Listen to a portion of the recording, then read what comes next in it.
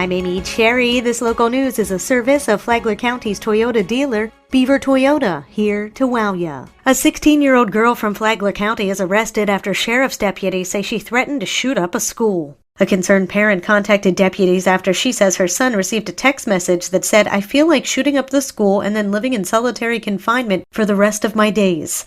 Deputies handcuffed Caitlin Gennaro, who they say had recently entered into the Sheriff's Office Explorers program, which aims to build relationships between teens and law enforcement. Her involvement in the program was immediately terminated, with Sheriff Rick Staley saying this kind of behavior won't be tolerated. Gennaro is now at a juvenile detention facility in Daytona Beach on a felony charge of sending a written threat to conduct a mass shooting. With the legislature in session, what's the latest on the state budget? We are not the federal government where compromise is giving everybody what they want and printing more money to pay for it. State Representative Paul Renner, who represents Flagler, St. Johns, Putnam, and northern Volusia counties, said the budget is fiscally conservative, but it leaves room for big commitments to teacher pay, the environment, and water quality. Renner said that it is still a balanced budget. We only spend what we bring in. We're not raising taxes. We haven't. We've had, I'm sure we'll have again this year, some tax relief for back to school holiday and for people that are trying to buy supplies for hurricanes to give them sales tax free week or two to do that. But we have consistently balanced our budget while addressing these priorities. To listen to more from Representative Paul Renner, download the Flagler radio app and then go to the Free for All Friday podcast. Tomorrow, more money coming in. From the WNZF Newsroom, I'm Deb Albertson.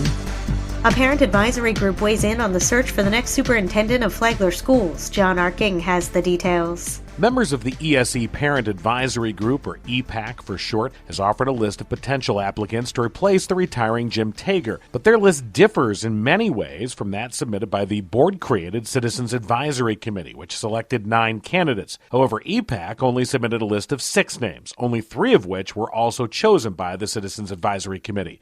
Those 3 were Kathy Middlestat, Ron Wagner, and Janet Womack.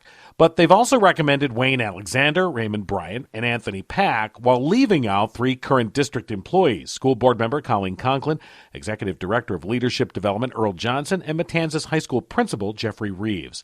EPAC Chair Stephen Funari said the group's ideal candidate includes a background in ESE, which stands for Exceptional Student Education, as well as someone who will work to improve special education opportunities in the district. School Board Chair Janet McDonald welcomed the additional input, especially considering that Conklin recused herself from the search process as she is a candidate. The school board says it wants to interview finalists March 4th through the 6th, with the next superintendent chosen at a special board meeting March 10th. From the WNZF Newsroom, I'm John Arthur. The Native American Festival returns to Princess Place. Tony Magoo has the story. This weekend, the place to be is Princess Place Preserve for the 6th annual Princess Place Powwow. It's Flagler County's Native American festival with many tribes represented from North and South America. There'll be dancing, weapons demonstrations, wildlife exhibits, encampments, and displays. With me is Jim Sawgrass, who's the advisor for the Native American Festival. Jim, tell our listeners about what's there for the kids. The kids will get to do pottery and rock painting, and there's an area where they can shoot the arrows.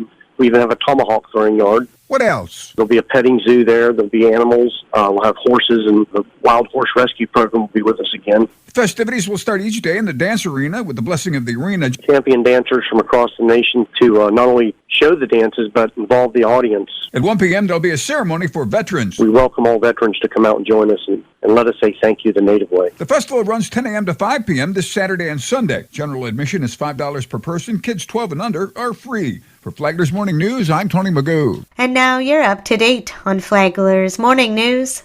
I'm Amy Cherry.